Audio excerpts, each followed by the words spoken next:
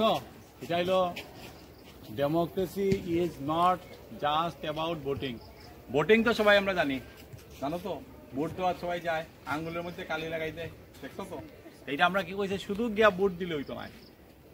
It's about ensuring the people voice, মানে মানুষ কি চায় এটার প্রতিফলন হইতেব। যেমন আমরা এই ধরনের একটা সরকার চাই, ভালো সরকার, যারা গরিবদের দেখবো, শিক্ষা ব্যবস্থা উন্নত করবো, হেলথ দেখবো, রাস্তাঘাট করে দিব। তাহলে আমরা ভোট যে দিব এমন মানুষই দিব যাতে ভোটটা শুধু আমরা খালি গেলাম আর আঙুলে ছাপ লাগাইলাম এটা না। ঠিক আছে, এটাই কিন্তু এখানে বোঝানো হয়েছে। এটা কে বুঝাইছে? ডক্টর বি আর আম্বেদকরের কথা।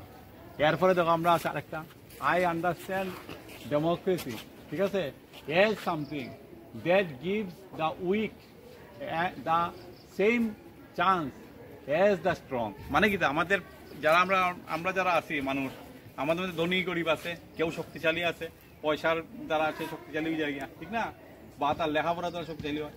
কিন্তু ভোট এমন এক জিনিস বোঝানো হয়েছে, ডেমোক্রেসি মানে কি, তা গণতন্ত্র এমন এক জিনিস যেখানে সবাই সমান। একটা স্ট্রং মানুষের যা অধিকার আছে, একটা উইক মানুষেরও সেম আছে। এটা কে কইছে? এটা হচ্ছে মহাত্মা গান্ধী। তাহলে আমাদের ভোটিংটা মানে খুব গুরুত্বপূর্ণ। কোন ক্ষেত্রে? গণতন্ত্রের লেগে, সরকার প্রতিষ্ঠা করার লেগে।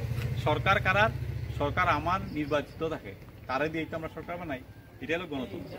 ঠিক আছে, এরপরে তো আরেকটা আছে, democracy is the government of by and for the people. গণতন্ত্র কার লেগা? আমাদের লেগা, সবার লেগা। অতএব আমরা সরকার নির্বাচন করবো, বা আমার যে যারা আমি ভোট দিব সে কেমন সেটা আমি দেখিয়া ভালো মতে বিচার করে তারপরে আমরা ভোট দিব। তাহলে আমাদের ভালো গণতন্ত্র পাইব।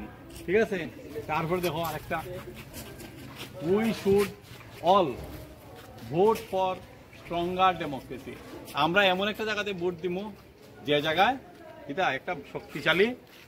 একটা শক্তিশালী গণতন্ত্র তৈরি হয়। এমন একটা দেশ তৈরি হইব যে দেশের মানুষের নিরক্ষর থাকতো না, স্বাক্ষর হইব, অর্থাৎ একটা স্ট্রঙ্গার যাতে হয়। আমি এমন একটা লোকে ভোট দিলাম যে গণতন্ত্রই বুঝে না, তাইলে লোককে আমরা ভোট দিয়ে লাভ নাই। ভোট আমরা কারে দিব? যাতে এমন একটা মানুষের দিব যে সবের চিন্তা ভাবনা করবো, দেশের উন্নতির কথা ভাববো।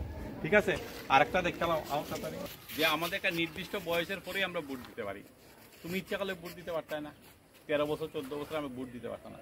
ভোট দিতে গেলে আমাদের কত বছর দরকার? 18 বছর। এবং এর জন্য আমরা কি হয়, আমাদের গ্রামে গ্রামে বিএলও আছে, বিএলওরা আমাদেরকে হেল্প করে ভোটের নাম উঠাইবার লেগে। ঠিক আছে, যখনই আমার 18 বছর হইব তখন আমি ভোটাধিকার পাইব, ভোট দিতে পারবো।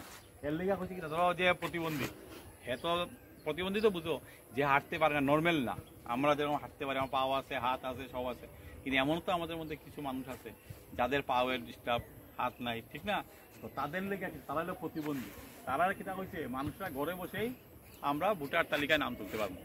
তাহলে দেখো, আমি যদি একটা শক্তিশালী গণতন্ত্র চাই, তাহলে আমাকে কি করতে লাগবো? ভোটে নাম উঠাইতে হইব, এবং আমাকে গিয়ে ভোট দিতে হইব, এবং আমি যাকে নির্বাচন করবো সে যাতে ভালো প্রার্থী হয়।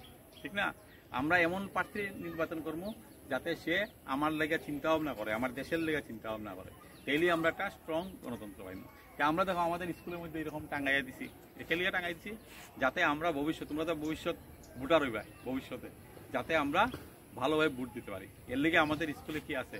ডেমোক্রেসি ক্লাব আছে, এবং এই ডেমোক্রেসি ক্লাবের থেকেই আমরা এই ধরনের পোস্টার বানাই দিচ্ছি।